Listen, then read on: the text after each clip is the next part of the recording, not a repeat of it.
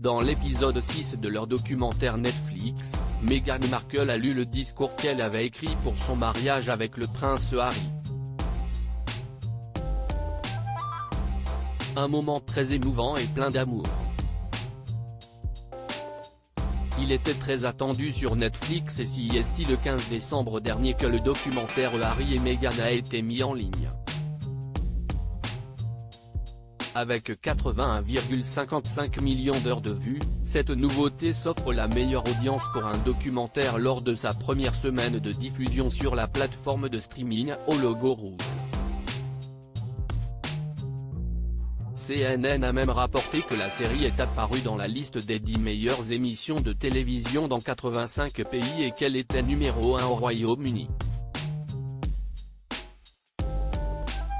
Alors que la série était très crainte par la famille royale, Harry et Meghan prouvent que le public avait besoin d'entendre leur version des faits sur leur quotidien au sein du palais de Buckingham et sur leur histoire d'amour.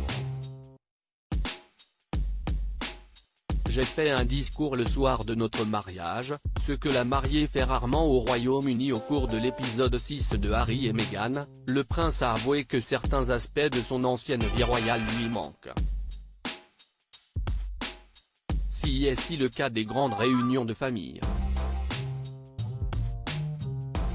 Quand nous étions tous rassemblés sous un toit à plusieurs moments de l'année, ça me manque.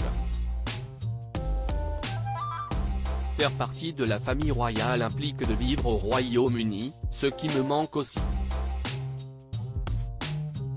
Mes amis me manquent, j'en ai perdu plein en cours de route. Parfois, je suis en colère, mais ça ne dure qu'un temps, parce que je sais que Meghan et moi sommes là où nous devons être, a-t-il ajouté. Meghan a alors rebondi en confiant, c'est fou comme parfois la boucle est bouclée.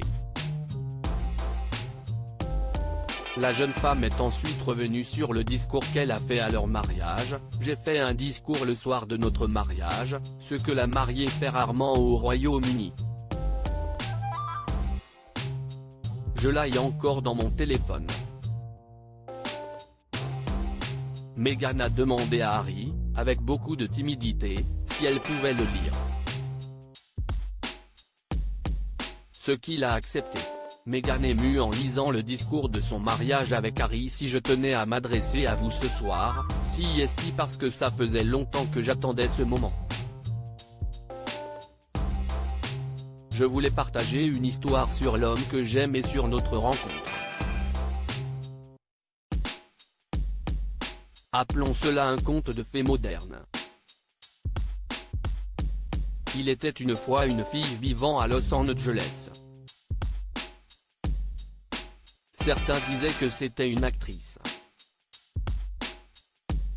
Et il y avait un garçon qui venait de Londres. Certains disaient que c'était un prince. Beaucoup d'entre eux n'ont pas compris le cœur de l'histoire d'amour de ce garçon et de cette fille qui étaient faits pour être ensemble, a-t-elle d'abord lu.